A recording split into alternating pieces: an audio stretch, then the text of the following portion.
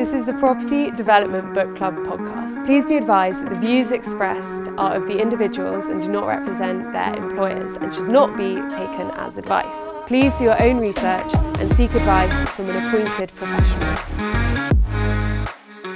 Welcome to the Property Development Bookclub Podcast, where in this episode we have a very special episode as we are interviewing our very own Faith Locken and asking her about her not so new but very successful business and what it holds for the future.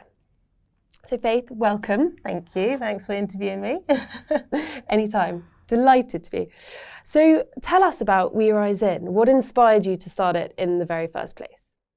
So We Rise In is a business whose mission is to inspire, elevate and develop the career of mid to senior level Black professionals. I was inspired to start it in 2021 as a bit of a response to everything that I was seeing happening in the world post George Floyd's murder, the resurgence of the Black Lives Matter movement.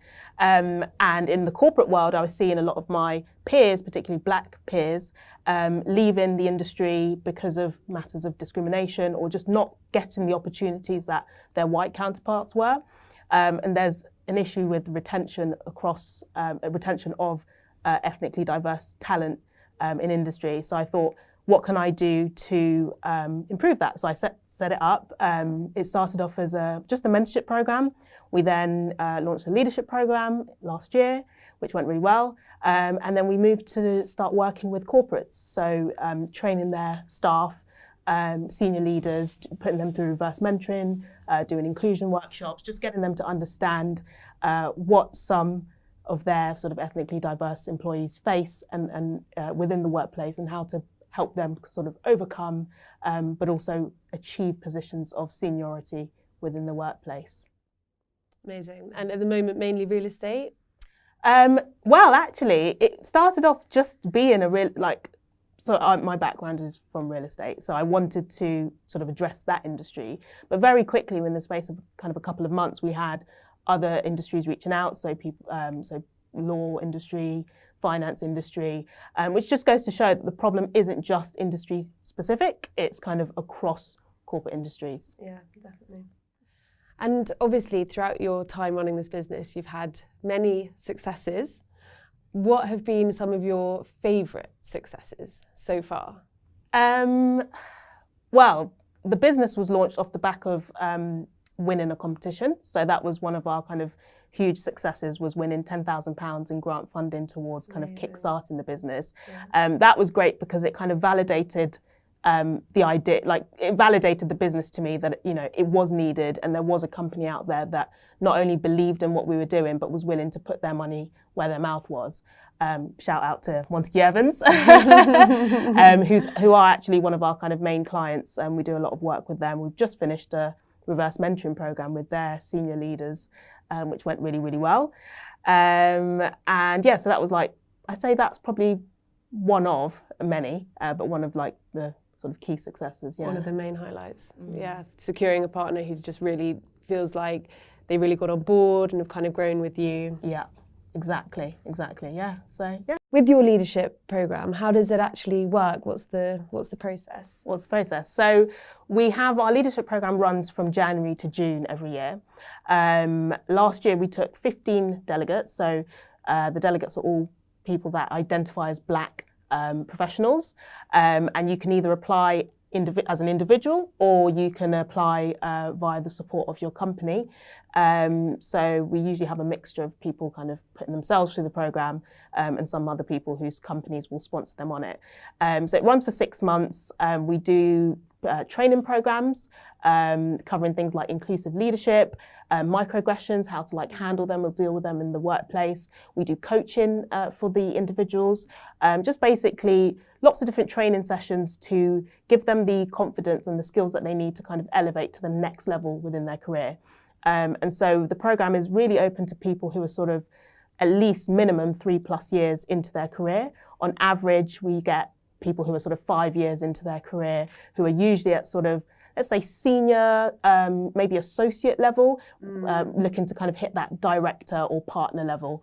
And yeah, that's pretty much how it runs. It runs for 6 months, finishing with a leadership summit in the summer.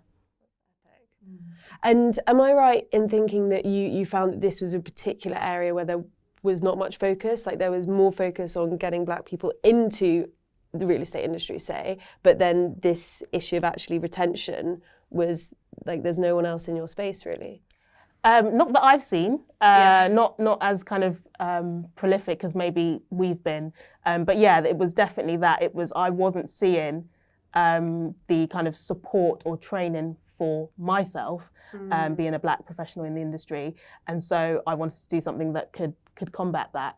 What I was noticing was that a lot of the companies that I was working at, or my friends were working at, did have leadership programs or leadership training or development in general, but the type of people that would be nominated or put forward to those sort of programs was usually white males. So I just wanted to design something that could go against the grain and support the Black professionals. Love it. That's really cool. And so we've talked about some of your favourite successes. Obviously, running a business is difficult. What have been some of your main challenges? Well, the first challenge I had was trying to run a business whilst working full-time as an employee. There was a lot of kind of waking up sort of 5 a.m. to 9 a.m. working in the business, 9 a.m. to 5 p.m. doing the day job, 5 p.m. onwards doing We Rise In. And it was challenging. There was periods of like exhaustion and tiredness, but knowing that we were making a difference in people's lives and careers was what kept me going. Our first mentorship program that we had, I think we took 8 junior Black professionals, paired them up with 8 senior Black professionals. And of those 8 junior Black professionals, we had, I think 6 of them all either sort of got promoted, got that sort of job change that they were looking for, increased their salary. So there was just a lot of like good stuff that came out of just providing them the support that they needed. So that's what kind of kept me going in those early days. Dark days. And it's not just that you do a 9 to 5, you have a very intense, complex job as well. So it's not, how you kind of keep inspired is incredible. I mean, I don't know if incredible is the right word, but for me, I just love seeing other people succeed, and particularly Black people succeed. Like that is my MO in life. So I'm really pleased that I've been able to start a business that sort of feeds that passion for me every day. So it's a bit selfish, actually, I think, when you think about it. All for you, sure. I guess as well, like now you're a couple of years in, you have that really positive feedback loop, and so you can look back at the previous mentorship programs, previous leadership programs, and that can just really keep you fired up to keep going, like it works. Yeah, exactly. And I think one of my more recent successes was that I was able to land, like my most recent client happens to be my old employer, and I don't think it's any secret that I left that establishment because of matters relating to sort of discrimination, but also lack of development and professional progression. So it's really great to see that they are, trying to make a difference, trying to change, trying to address some of the underlying issues that made me and some of my other colleagues leave the firm. So yeah, that's a nice like full circle moment. Very much. Yeah. Going back to change the problems that built this business, that inspired you to grow this business. That's really cool. Hi, my name's Hattie Walker-Arnott, and you've been listening to the Property Development Bookclub Podcast. Please don't forget to like, share and subscribe. Hi, I'm Faith Locken, founder and CEO of We Rise In. We are a business whose mission is to inspire, elevate and develop the careers of mid to senior level Black professionals. We're keen to connect with individuals who identify as Black professionals so we can support you in getting to levels of seniority within your career. And we're also keen to speak to corporate companies who are looking to better and improve their diversity, equity and inclusion agenda via our workshops and programs. We're a proud sponsor of the second half of season 2 of the Property Development Bookclub Podcast. One of the things that I think is really unique from your program is the reverse mentorship. And I think it's probably not something many people have heard of or have taken part in. So can you tell us a little bit more about reverse mentorship? Sure. So traditional mentorship is usually where you have a a person who's maybe a bit more experienced, usually a bit older, mentoring someone who's younger, who kind of needs guidance and support. Reverse mentoring is when you flip that on its head, where the mentee becomes the older, quote unquote, more experienced person, and the mentor is usually the junior person. And in the case of our reverse mentorship, what we're doing is taking it's basically reverse mentorship as it pertains to racial issues. So we pair up members of our We Rise In network, the Black professionals that are part of our network. We pair them up with white senior leaders in corporate companies. And so the white senior leader is the mentee. So they're there to kind of learn, to be open to understanding some of the issues that these Black professionals are facing. And we take them through a 9-month program. And as a result, kind of at the end of the program, the senior leaders come away with a lot more awareness, and they're able to kind of then use that in their workplace. So, they will more often than not be managing diverse teams. So just having an understanding that, okay, I've got X amount of, let's say, Black professionals in my team. I know that, there's maybe certain cultural or religious things that they might follow, and therefore just taking that into consideration when you're kind of managing a team, it goes a really long way. Yeah. It makes people feel included, and as soon as people start to feel included, they're more likely to, work harder and stay at a company longer. Yeah. So and also maybe just be a bit more confident and people feel like able to put their voice forward more. Yeah. And I mean, an example, and I'm sure Adwale wouldn't mind me talking about this, but he was one of the mentors on our reverse mentoring program with Montague Evans. He actually wrote a really good blog piece on it. So yeah, if you're like people, go and read the blog piece. But one of the kind of things that he noted was his mentee, the white senior leader, the first meeting that they had, the guy was talking about, race, and was like, yeah, how, me as a white man and you as a Black man. And Adewale was like, that was kind of shocking to him because he'd never seen a white person speak so candidly about race. But in them doing that and having, creating that safe space for them to have that conversation, it meant that the next sort of 9 months that they were meeting on a one-to-one basis, they were able to really go deep and like unlock some really challenging topics that they were able to explore together. And at the end of it, come away, both of them feeling more, knowledgeable about the other party and how each other's lived experiences were. Yeah, that's interesting. So really kind of like a trusted connection. Exactly.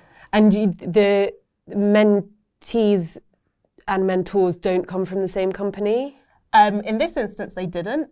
We've had clients who have asked us to facilitate reverse mentoring for them, so they have enough racially diverse candidates internally, or they have candidates that they want to be the mentors inside their organisation. So we do both. But what we find is that the ones where the mentor is external, it just means that there's no kind of, people aren't afraid to kind of be honest. Yeah. Because I think if you're a mentor and your mentee is a senior partner in your business, how honest are you going to be about your experience in that company? So yeah, we do both, but personally, I think the sort of external mentor with an internal mentee is like really powerful. Really powerful, yeah. That's really interesting. So, Faith, who is your ideal customer, your ideal client for We Rise In? Very good question. And I hope I explained this well, because I think it can be a little bit confusing. So essentially we've got 2 customers. Our first customer and our main priority is the Black professional individual who is looking for training and support and professional development. So you can come to us as an individual, you can join our mailing list, you can come to our events, you can join our programs. Our kind of and then there's the other arm to the business is the corporate clients, and those are companies who are looking for essentially diversity, equity and inclusion consulting or support. So we help facilitate workshops or facilitate programs for them, whether it's an internal program or us bringing them an external program. So yeah, I think from a individual's perspective, our ideal customer is that sort of person who's sort of in the mid to senior level of their career. Maybe they're like, between 3 to 5 years into their professional career and are looking to make that next step up and just need that support and guidance from other professionals that look like them. And then our ideal customer from a corporate perspective is one that is willing to recognize where they maybe fall short in terms of diversity and inclusion targets, and are willing to kind of really get stuck in and get involved. Because the workshops that we do and the programs that we do, we're asking people to be relatively vulnerable and just come with an open mind. And yeah, so those are the ideal customers, I'd say. Got it. And do you have any challenges ever finding particularly those corporates? Yeah. I think the conversations I've been having with so there's some corporates that just get it. They understand the mission. They understand why we have niched and focused on mid to senior level Black professionals. Whereas there are other organizations, and I appreciate they're large organizations, and they kind of want programs that kind of capture all elements of diversity. So they want a program that's not only just going to focus on Black, they want one that's going to kind of encompass Asians and other minority ethnics. But what we're saying is that, to lump everyone in one kind of, group is really unhelpful, because even in the Black community, everyone has different lived experiences. Whether you're a light-skinned Black versus a dark-skinned Black, you might experience different issues in the workplace, or when it comes to your career. If you're African versus Caribbean, there's all these nuances. So to try and lump that whole community, which is diverse in itself, in with all the other ethnicities is challenging. And personally, I don't think it's the right way to do things. So that's where exactly. So that's where we find. Sometimes, we're coming up against companies that are like looking for that business case and saying, why is it that we should only focus on Black people for now? And my answer is always that the point is it's just now. Like, have a D&I, a diversity and inclusion strategy and agenda in place, which, categorically over, let's say, a 5-year period, supports all elements of diversity, whether that's race, whether it's neurodiversity, whether it's gender, whatever it might be. Just be able to treat everybody differently, because everyone has different needs. And that's where that equity piece comes in terms of recognizing that not everyone is starting from the same place. Try not to lump those groups together. But yeah, and it seems kind of ironic that companies just want one answer for all of that. Yeah, I get it though. I mean, it's business, isn't it? At the end of the day, it always comes down to budget. That's another thing, actually. I don't want to use this time to just call people out, but it really frustrates me when companies are saying they want to be more diverse, they want to be more inclusive, but then they expect the budget for any kind of training to come out of the budget that they assign to their diversity network groups.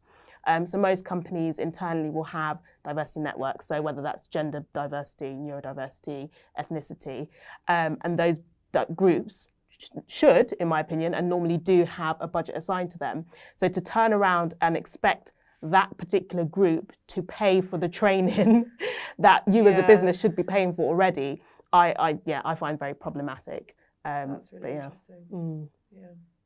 Well, a challenge that I'm sure you can help them navigate. Yeah. I'm out here challenging people and holding people to account, companies to account. Yeah. Love that. And so I suppose the big question is, what is next for We Rise In? Oh, what is next? I love that question. Well, I will actually, so what's next? The main thing is doing more to serve the individuals that are part of our network. So the past 2 years, we've spent quite a lot of time growing the corporate side of the business, but now we really want to focus on the individuals. So we are looking to, having received feedback from our existing members and people that come to our events and undertake our programs, the kind of general consensus we're getting is that they love coming to an event or room where they are, for once, the majority. They love being around Black professionals, everyone kind of, just being living in their truth and enjoying their success. So we want to be able to offer that more and scale that more.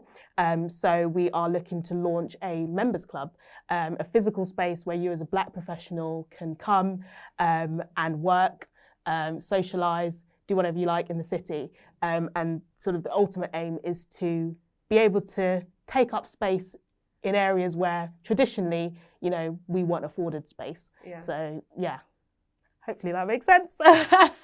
But yeah, if you're interested in finding out more about, I guess, the programs that we run, but also this upcoming members club, you can join our mailing list by emailing contact@werising.co.uk. And you can also join us on LinkedIn, follow our LinkedIn page. That's where we kind of put out most of our kind of updates or announcements. But yeah, so 2024, members club coming soon. That's going to be so good. Can't wait to see it. Can't wait. So I suppose how can we, the Property Development Book Club community, everyone else listening, how can we help support We Rise In? What do you need? Ultimately, customers. So corporate clients, if you want us to have, just a conversation really as to where you're at in your D&I journey, how we as an organisation can support you in improving that, particularly as it pertains to your racially diverse staff. And then as individuals, join our mailing list, get our newsletters, come to our events. I'm really friendly, so if you see me out and about, come and talk to me. That's it really. Amazing. Well, thank you, Faith, so much. It's so good to understand a little bit more about We Rise In. It feels like you're on a rocket ship trajectory, and I, for one, cannot wait to see where this journey takes you. Thank you. Thank you very much, Hattie. This is the Property Development Bookclub Podcast. Please be advised that the views expressed are of the individuals and do not represent their employers and should not be taken as advice. Please do your own research and seek advice from an appointed professional.